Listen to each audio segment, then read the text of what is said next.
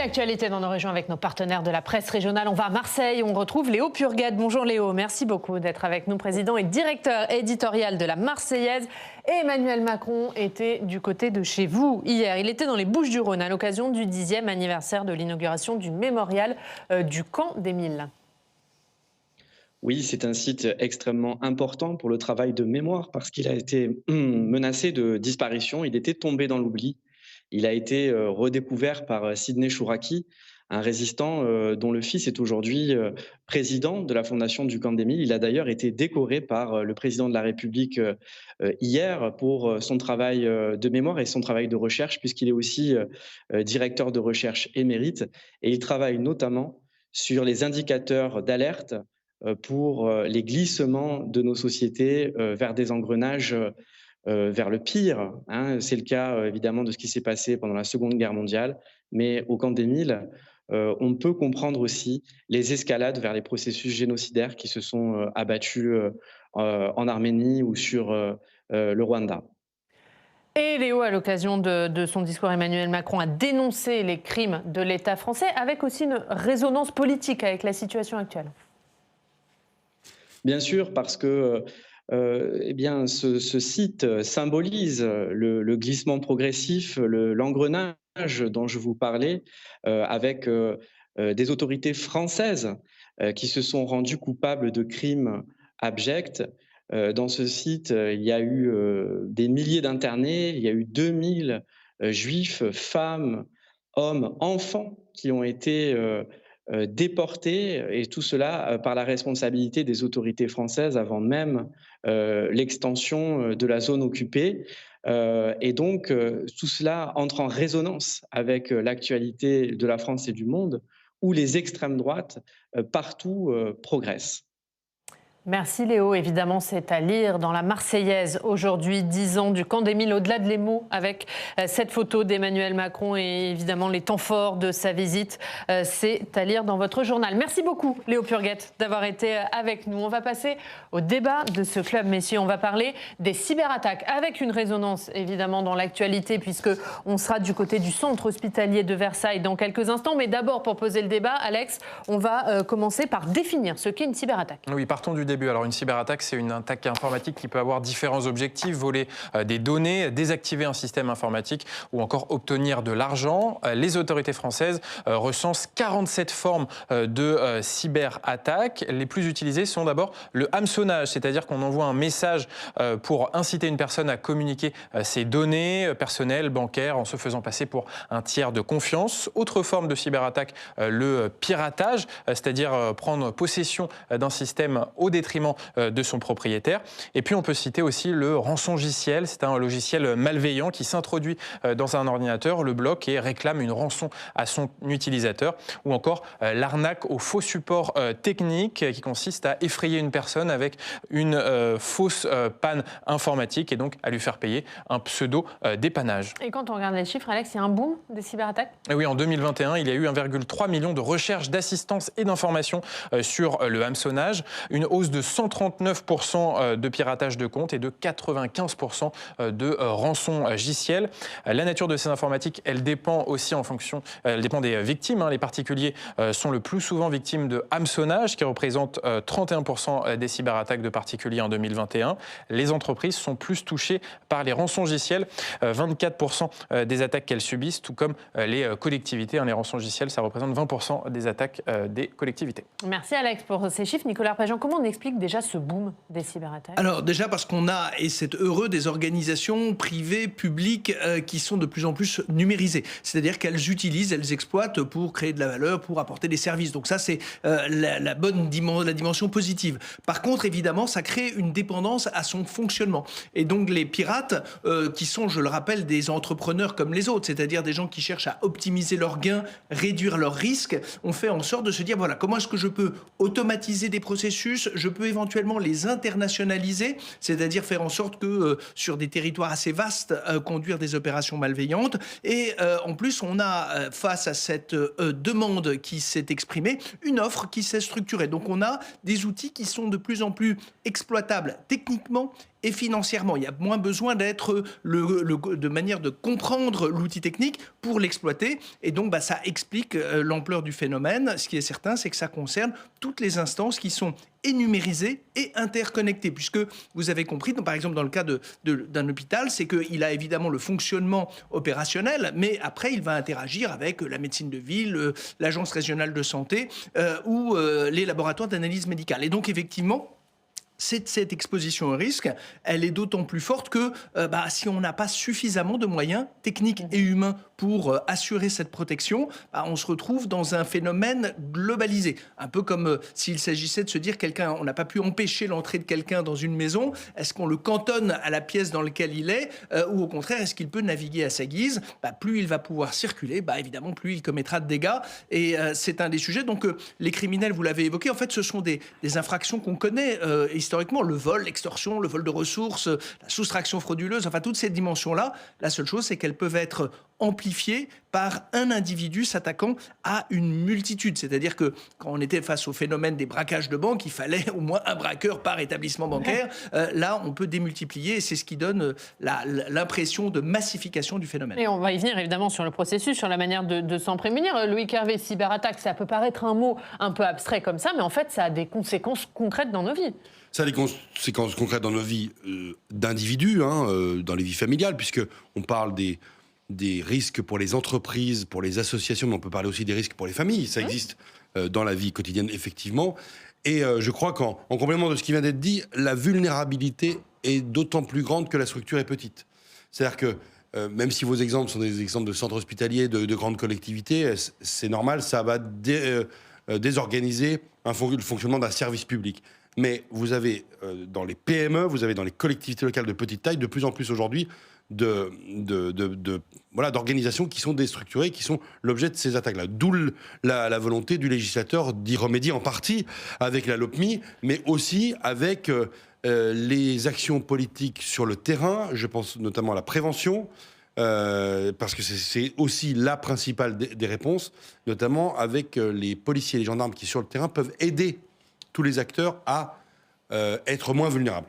On va évidemment parler de la Lopmi, qui est de la loi de programmation du ministère de l'Intérieur. Et effectivement, il y a un sujet là-dessus. Est-ce qu'on sait, Nicolas Arpajon, qui sont les principales victimes et que cherchent précisément les cyberdélinquants? Alors, deux choses. La première chose, c'est quand il s'agit de récupérer de l'argent, donc de monétiser l'activité. On a vu une évolution. L'évolution, c'était déjà de commencer à s'adresser aux propriétaires légitimes des données. C'est-à-dire qu'une fois qu'on a chiffré les informations que vous détenez, on essaye de vous les revendre en quelque sorte, en vous les rendant à nouveau disponibles. Après, les pirates ont vu que c'était pas forcément une méthode qui fonctionnait très bien. Donc, qu'est-ce qu'ils ont fait? Ils se sont dit, en fait, je peux chercher un autre acheteur, c'est-à-dire des entités qui peuvent être intéressées par les données collectées. Alors, dans une entreprise, ça peut être des secrets de fabrication. Dans un établissement de santé, vous avez compris, les données personnelles, les données qui sont d'état civil, qui peuvent être utilisées pour des opérations ultérieures d'usurpation d'identité, pour des escroqueries et effectivement qui ont donc une valeur sur des places de marché. Donc là, à ce moment-là, le client recherché n'est plus l'entité gestionnaire initiale, ça devient la communauté criminelle internationale qui peut être intéressée par ces volumes de données. Ce qui est certain, c'est que on a aujourd'hui la nature, et Loïc Hervé le disait justement, l'entièreté des entités connectées sont concernées. On a le cas notamment des collectivités, ce sont les fichiers d'état civil qui vont être recherchés, mais évidemment, vous l'avez vu avec les collectivités, vous avez les allocations sociales, vous avez les collèges, les lycées ou les écoles qui sont des foyers de données qui sont particulièrement monétisables sur des places de marché criminels. Oui, Hervé, là-dessus. Quand on regarde la protection des données en règle générale, c'est ce qui nous intéresse aujourd'hui, mais la question des données personnelles en particulier, c'est une marotte. Je siège depuis 9 ans à la CNIL. On a une forme de déformation, puisqu'on va souvent parler de la protection juridique, en fait, en disant c'est pas bien de ne pas protéger ses données personnelles parce qu'on est gestionnaire d'un fichier d'état civil, parce qu'on est une entreprise et qu'on a un fichier client. Mais la chose la plus importante, c'est la protection technique. Et c'est aussi une des fonctions de l'autorité administrative indépendante dont je suis membre, c'est d'aller regarder dans les organisations comment, de manière très concrète, on n'a pas le petit post-it sur l'écran avec les différents mots de passe. Comment on n'a pas sur un fichier non protégé des mémos qui reprennent des éléments, etc. Donc des choses qui sont assez basiques, et qui vous évite de tomber très vite Parce qu'on n'est pas assez prudent, tous autant On n'est qu'on est. jamais assez prudent. Mais même nous-mêmes, regarde dans Oui. votre vie quotidienne, la galère que c'est que de se souvenir d'un mot de passe. Tout le monde le vit, même moi. Et donc, comment est-ce qu'on fait pour... Et en fait, c'est là qu'on commet les uns et les autres des erreurs. Vous avez, dans une PME, le comptable qui est un comptable expérimenté, qui est là depuis 30 ans, etc., qui va tomber dans le panneau d'un mail qui arrive, qui ressemble vraiment... au mail d'un fournisseur qui demande un virement, le virement est fait parce que ce comptable a les comptes bancaires alors qu'il ne devrait pas les avoir, etc. Donc en fait, il y a, et je le redis, il y a l'intervention du législateur, ce qu'on fait ce matin avec M. Arpadian qui est important, mais c'est dans les organisations de manière la plus concrète possible qu'on peut répondre. On peut évidemment prendre tout un tas de lois, de dispositions européennes, françaises pour lutter contre la cybercriminalité. On y reviendra, j'imagine. On va y revenir, évidemment. Vis-à-vis des réseaux internationaux, parce que l'enjeu, c'est que on parle peut-être du petit délinquant du coin qui peut faire ça depuis chez lui, mais on parle aussi de réseaux internationaux qui peuvent faire ça depuis l'étranger. Ouais, on va y venir, évidemment, mais l'actualité, on est rattrapé par l'actualité, et l'actualité, c'est cette cyberattaque au centre hospitalier de Versailles. On va rejoindre Richard Delpierre. Bonjour, merci beaucoup d'être avec nous. Vous êtes maire du Chénér-au-Cancourt dans les Yvelines et coprésident de ce centre hospitalier de Versailles, qui est donc touché par une cyberattaque depuis samedi. Elle est toujours en cours ? Alors, à l'heure où je vous parle, je pense qu'elle est à peu près stabilisée, mais on a perdu 80% de nos serveurs dimanche midi. Donc, l'attaque a commencé à 21h. Les équipes ont fait preuve de beaucoup de réactivité, ont eu les bons réflexes, mais comme on sait, quand les applis commencent à tomber, ça veut dire que le virus est déjà là. Donc, toute la journée de dimanche a été consacrée à s'assurer que les malades qui étaient à l'hôpital étaient en sécurité. Et pour les 6 dont nous avons considéré que la progression du virus pouvait les mettre en danger, notamment 3 nourrissons, ils ont été évacués sur d'autres établissements franciliens. Et alors, je vous parle, il n'y a pas eu d'autres évacuations. Donc le premier message, c'est que l'hôpital tourne. Il tourne au ralenti, mais il tourne en sécurité. Les personnels se sont très vite réadaptés et ils l'ont dit, ils travaillent en tout cas sur la partie transmission de données un peu à l'ancienne, en mode papier-crayon. Mais voilà, l'ensemble des outils qui permettent d'exercer les actes médicaux fonctionnent. Voilà, les deux secteurs qui sont protégés, entre guillemets, ce sont les urgences et la maternité, sur lesquels on a procédé à des réductions de voilure pour permettre d'accueillir l'ensemble de nos patients en toute sécurité. Mais en tout cas, vous nous confirmez ce qu'a dit François Braunier, à savoir que la sécurité et la continuité des soins est désormais assurée. François Braun, il a parlé d'attaque terroriste. Vous employeriez ce mot ? Moi, j'irais même plus loin. Je pense qu'on est sur une nouvelle manière de faire la guerre. Je ne crois pas beaucoup au hasard. Ça fait en 6 mois 2 attaques de gros établissements hospitaliers qui provoquent des perturbations extrêmement importantes sur le fonctionnement de notre système de santé. Et vous savez, quand on a à gérer une crise, tous ceux qui s'en occupent s'inquiètent évidemment de la surcrise. Voilà, il y a une dimension emblématique. Ceux qui nous attaquent, et je ne sais pas qui ils sont, veulent montrer qu'ils peuvent taper au cœur du système. Et je crois qu'il va falloir qu'on s'interroge et qu'on n'attende pas la 3e ou 4e attaque d'un grand centre de soins pour se dire que cette partie-là de notre patrimoine doit être protégée sans doute de manière aussi importante que le sont nos centrales nucléaires ou un certain nombre de points de systèmes de notre défense nationale. C'est mon intime conviction et je crois qu'il ne faut pas attendre d'avoir de nouvelles attaques sur ces gros établissements. Sans doute sont-ils, je l'ai entendu, mieux protégés que nos PME, mais voilà, on touche au cœur de notre système de santé. Il y a des vies qui sont en jeu. Là, les équipes ont très bien réagi, mais nous n'étions pas à l'abri de perdre des vies humaines. Donc on est sur quelque chose d'extrêmement sensible et je pense qu'il va falloir très rapidement revisiter la manière dont on protège nos établissements. L'épisode qui a eu lieu à Corbeil cet été a commencé déjà à aider à cette prise de conscience et voilà, je pense qu'il va falloir qu'on accélère le rythme, les moyens qu'on y consacre pour permettre à la fois nos établissements de santé de continuer de délivrer service, mais de ne pas vivre avec cette épée de Damoclès au-dessus de la tête, de se dire que parce qu'ils sont interconnectés, ils sont hyper vulnérables. On le sait, le retour à la normale va prendre du temps, beaucoup de temps, plusieurs mois. Et nos équipes, même si elles sont résilientes, sortent de 2 années de Covid. Et voilà, donc je pense qu'il faut qu'on s'interroge collectivement sur les moyens qu'on met pour mieux protéger les gros hôpitaux qui commandent et qui délivrent le gros du service public de santé sur nos territoires. Richard Delpierre, vous n'avez aucune idée de qui est derrière cette attaque ? Est-ce qu'elle a été revendiquée ? Il y a eu une demande de rançon. Qu'allez-vous faire ? Ne pas la payer, ça c'est une certitude. Après, on va laisser les enquêteurs de la gendarmerie faire leur travail. On sait que dans cet univers-là, c'est extrêmement difficile de remonter la piste. Ce que j'espère, c'est qu'on pourra nous dire si la technicité utilisée par les assaillants est de haut niveau et si on est sur autre chose que du bricolage ou du travail de géniaux hackers.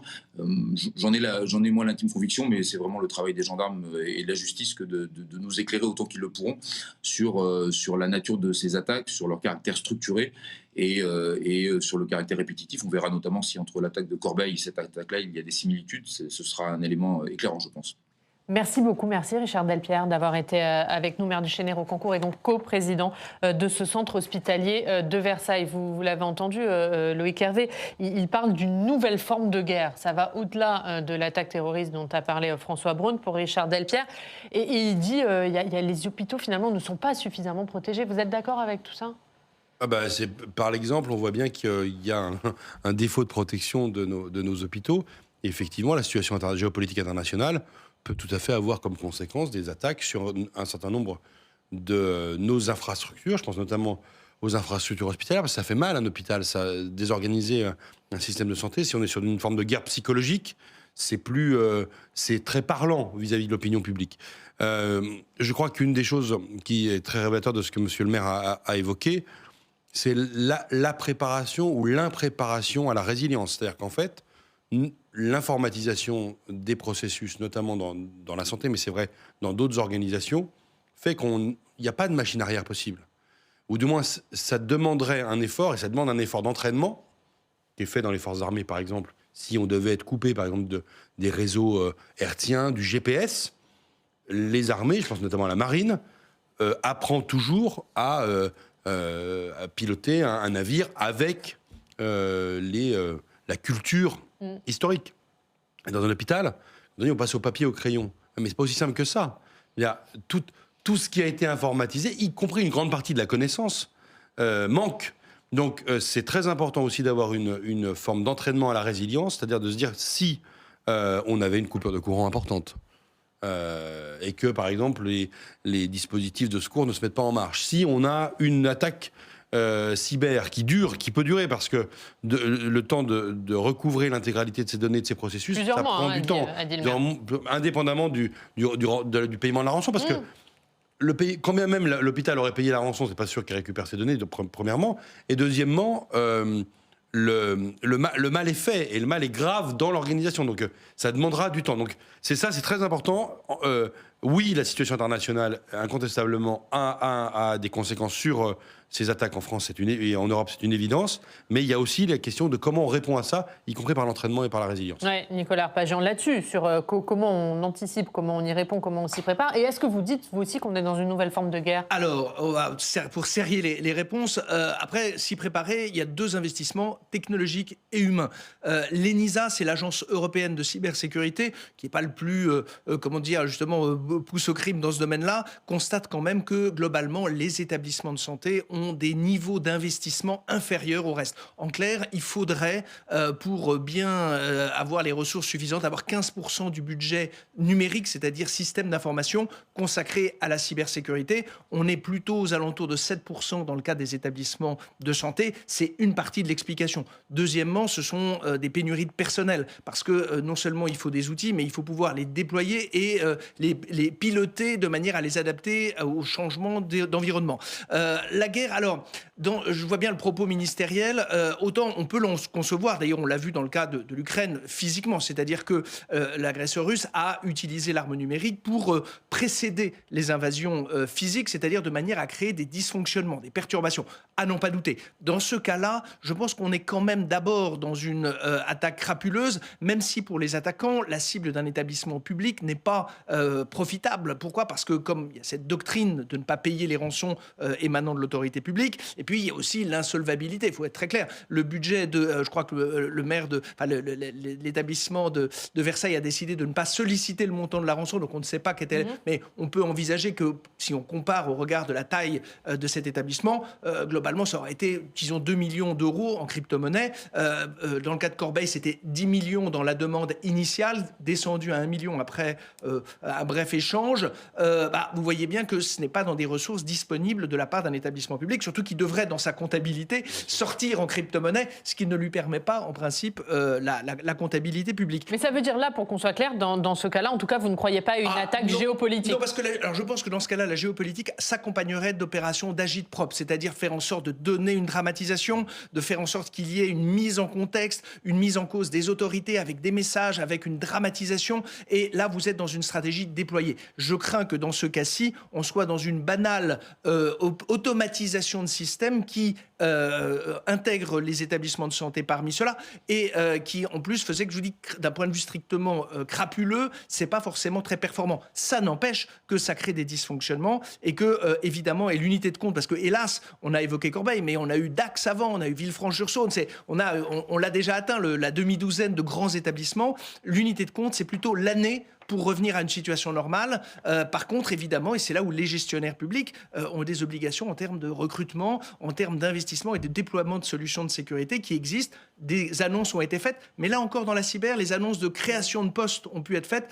Il va falloir les convertir en recrutement effectif. C'est-à-dire que vous pouvez ouvrir des postes, mais s'il n'y a pas les candidats ou vous ne pouvez pas les fidéliser, c'est la limite de l'exercice. C'est là où on va retomber dans des problématiques de management, d'attractivité très humaine, technique certes, mais ne pas négliger la dimension humaine et de se doter d'outils qui soient cohérents avec la situation technique des établissements de santé. On parlait des établissements de santé, les collectivités sont également touchées, notamment avec le déploiement du télétravail et du tout numérique. Le conseil départemental de Seine-et-Marne a été victime d'une cyberattaque de grande ampleur le 7 novembre dernier et depuis, les services informatiques sont paralysés. On regarde ce reportage de Flora Sauvage. Écran noir, téléphone hors d'état et un système informatique totalement paralysé. Depuis le 7 novembre, le conseil départemental de Seine-et-Marne est victime d'une cyberattaque de grande ampleur. Responsable du service comptabilité, Christophe Noël a dû revenir à l'usage des factures papier, à l'image des 5000 agents employés par le département. C'est l'ordre de paiement manuscrit qu'on a mis en place du coup avec la collaboration de notre payeur, que les directions doivent remplir du coup pour pouvoir mettre en paiement toutes les factures et toutes les allocations. Doté d'un budget d'1,5 milliard d'euros, le conseil départemental est notamment chargé du versement de l'allocation aux adultes handicapés, du RSA ou encore de l'allocation personnalisée à l'autonomie. Depuis maintenant 4 semaines, c'est très compliqué pour nous de travailler puisque nous sommes un peu coupés du monde. On n'a pas de téléphone, pas de messagerie, pas d'internet. Donc il a fallu qu'on trouve des solutions pour s'adapter et continuer à communiquer, notamment entre collègues. Il a fallu qu'on trouve un moyen palliatif pour continuer ces paiements. Donc on continue de télécharger les factures, mais on est obligé aujourd'hui de les imprimer, de les envoyer aux directions en version papier qui doivent rédiger manuscritement des ordres de virement. Face à cette cyberattaque, le président du conseil départemental de Seine-et-Marne a porté plainte. Il craint que les hackers aient récupéré des données personnelles. Je pense à nos agents, puisque leurs coordonnées bancaires peuvent avoir été hackées, mais comme les coordonnées bancaires aussi de l'ensemble de nos bénéficiaires, du RSA, de l'APA, enfin de toutes les allocations dont nous sommes dépendants. À ce stade, je suis incapable de vous dire quels ont été les fichiers qui ont été détournés ou autres, je n'en sais rien. Une rançon de 10 millions de dollars a été réclamée, mais le conseil départemental refuse de payer. En attendant, l'urgence pour les informaticiens est d'analyser poste par poste l'étendue des dégâts. La salle du conseil a été transformée en cellule de crise. Un travail de fourmi pour les 70 agents qui sont sur le pont depuis un mois. La première faille, c'est généralement l'utilisation de ce qu'on appelle le phishing, c'est-à-dire de mails qui sont login mot de passe, qui sont attrapés par les hackers, par justement parfois des mauvaises pratiques de nos utilisateurs. Avec le déploiement du télétravail et la numérisation grandissante des services aux usagers, les collectivités territoriales sont devenues les cibles des pirates informatiques, comme l'explique cette experte en cybersécurité. C'est comme dans une rue.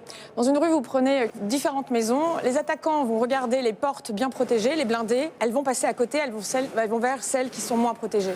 Et bien c'est pareil. Sauf que là, ça a touché des collectivités territoriales et des hôpitaux.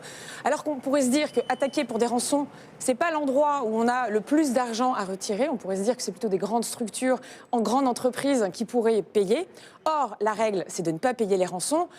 Et en tout cas, c'est les données qui sont dans les collectivités qui sont la priorité.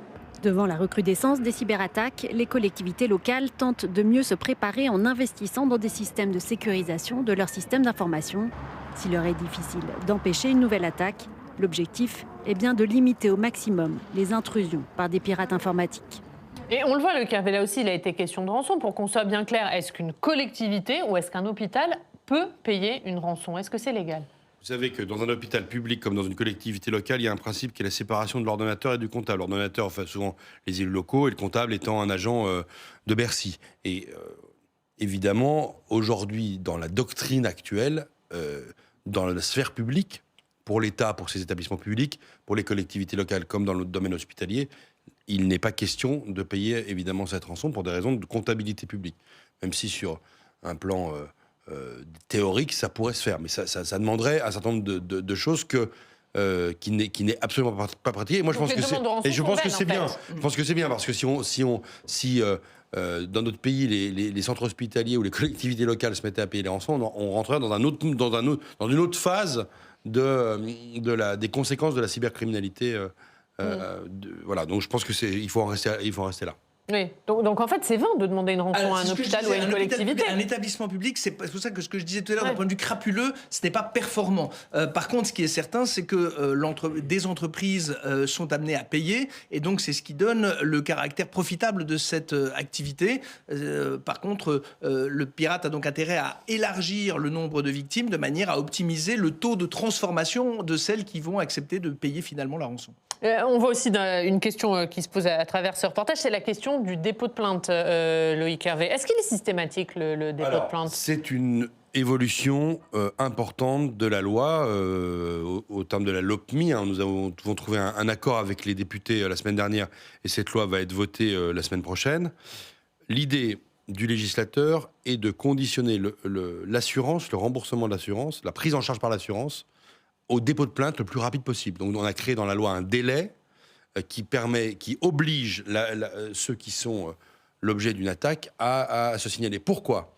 On vise notamment les entreprises. Il y a des entreprises qui travaillent dans le domaine de la défense, dans le domaine de la sécurité, qui sont parfois des entreprises vraiment sensibles, qui ne veulent pas, au titre de leur réputation, qu'on sache qu'elles ont été l'objet d'une attaque. Et on peut le comprendre. Simplement, si on veut répondre, notamment d'un point de vue de l'enquête et de la lutte contre la criminalité, il est nécessaire que les cyber-gendarmes et les cyber-policiers aient connaissance de ces attaques le plus tôt possible. C'est une course contre le temps. Donc, il y a une urgence dans l'entreprise, mais il y a aussi une urgence pour ce qui est des pouvoirs publics, et notamment des forces de sécurité, de pouvoir réagir. Et donc, l'obligation de ce dépôt de plainte est une manière pour les enquêteurs de connaître au niveau national ce qui est en train de se passer. Puisque vous avez des attaques parfois qui sont des attaques simultanées de tout un tas d'organisations. Donc il y a une espèce d'importance de connaissance.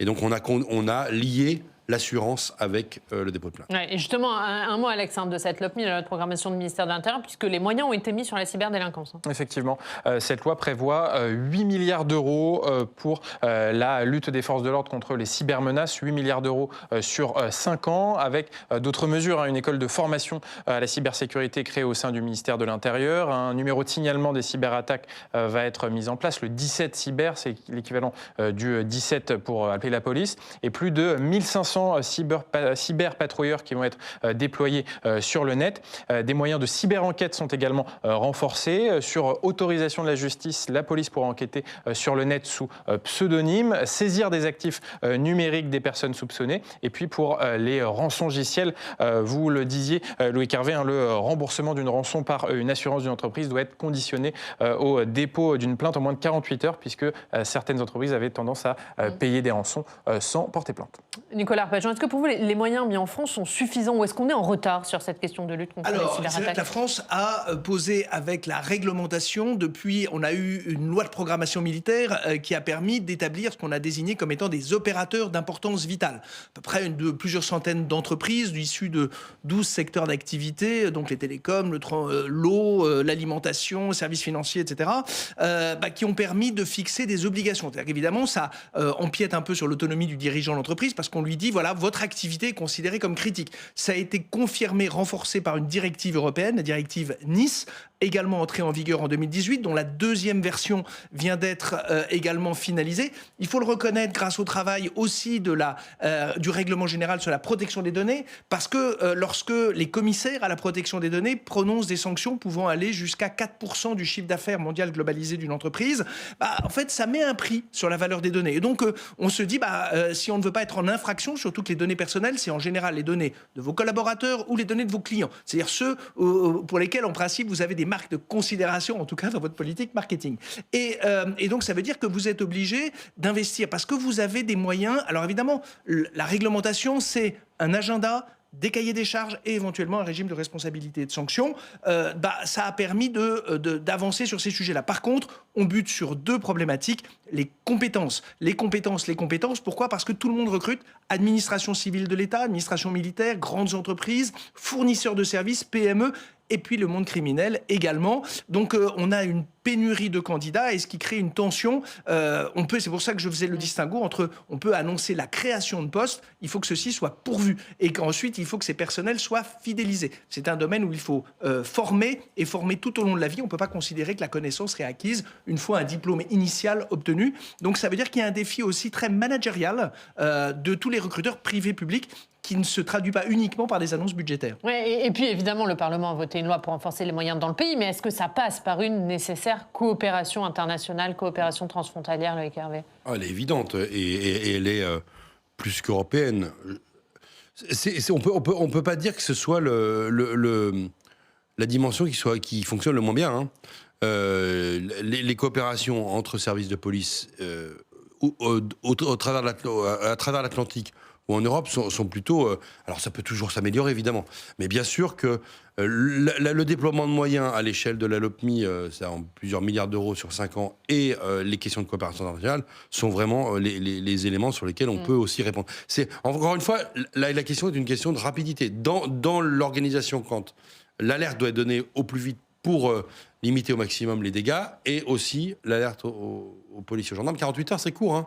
48 heures, quand vous avez pris conscience que c'est une cyberattaque, le fait de pouvoir, alors que vous êtes affairé plutôt à regarder ce qui se passe dans votre entreprise ou dans votre organisation publique, la question du dépôt de plainte, elle est pourtant une des premières choses à faire. Ouais, un dernier mot, Nicolas Arpajon. Est-ce qu'on sait d'où viennent ces attaques ? Elles viennent de l'étranger ? Alors oui, pourquoi ? Parce que c'est un moyen de se protéger aussi de la part des attaquants, puisque les services d'enquête, police, gendarmerie, vont respecter le code de procédure pénale. Donc, vous l'avez bien vu, Loïc Hervé a parlé de coopération. Le FBI, quand on dit est-ce que Europol, c'est le FBI européen ? Non. Pourquoi ? Parce que le FBI, c'est un même système juridique, une même langue sur un territoire de 350 millions d'habitants. L'Union européenne, Europol, c'est de la coopération. Policier français parle à son collègue allemand qui parle à son collègue italien. Donc évidemment, ça reste un territoire juridiquement morcelé, en tout cas judiciairement morcelé, qui fait que c'est un privilège pour les pirates qui, eux, peuvent faire du saut de frontière, en quelque sorte, pour se dissimuler. Ils ont la vélocité liée au numérique, c'est-à-dire de déplacer leurs équipements, leurs infrastructures.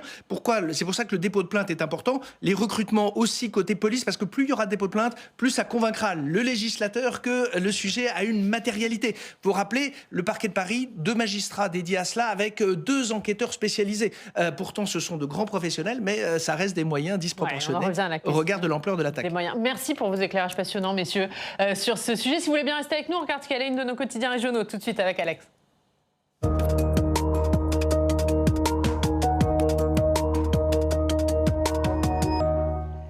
À la une de la presse régionale, ce sont toujours ces craintes de coupure de courant cet hiver. Oui, l'hiver est là, il va mettre notre système électrique sous tension, nous dit la dépêche du midi. Le gouvernement se prépare à divers scénarios, y compris à des scénarios de coupure de courant, mais ces coupures ne sont pas inéluctables. On peut les éviter, nous dit aujourd'hui le Courrier Picard. Il faut que les Français se familiarisent avec ce qu'on appelle la météo de l'électricité, en téléchargeant par exemple l'application EcoWatt qui donne l'état du réseau électrique français au jour le jour. Et en cas de surcharge du réseau, eh bien, des alertes sont envoyées par SMS. Et là, les éco-gestes sont indispensables. On baisse le chauffage, pas de cuisson trop longue et surtout, la machine à laver, c'est après 20 heures. Alors, ces futures coupures de courant, elles auront des conséquences peut-être sur notre système informatique, mais en tout cas, elles en auront sur nos téléphones portables, nous informe l'Est Éclair, puisque vendredi, dans le département de l'Aube, il y a eu une coupure de courant générale et pendant quelques minutes, les échanges téléphoniques n'étaient plus possibles.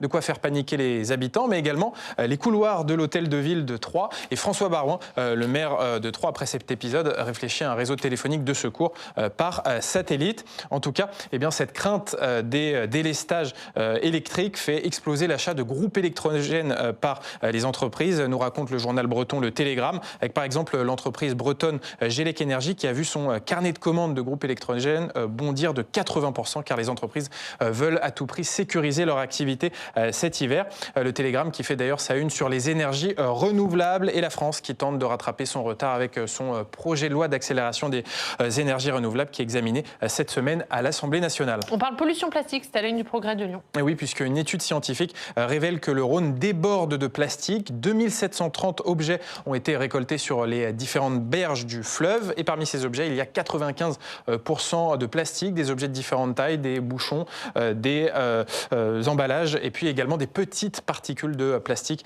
qui pénètrent beaucoup plus facilement dans les organismes vivants.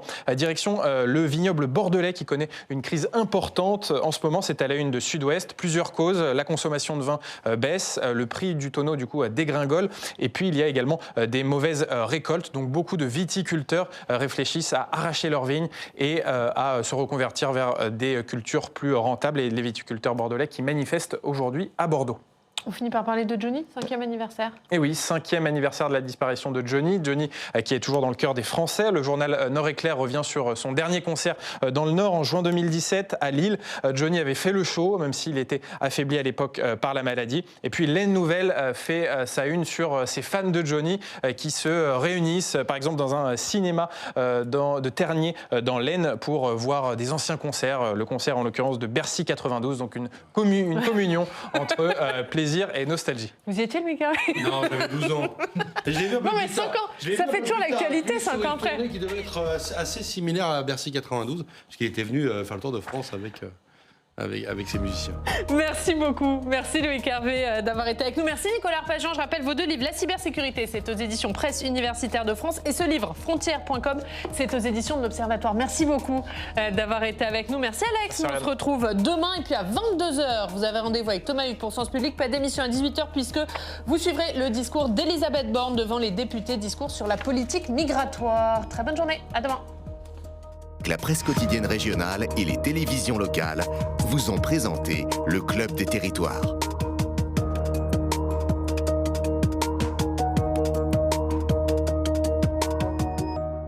La MNT, première mutuelle santé et prévoyance des agents des services publics locaux, vous a présenté le Club des territoires. Engie, acteur engagé dans la transition zéro carbone des régions, vous a présenté le Club des territoires.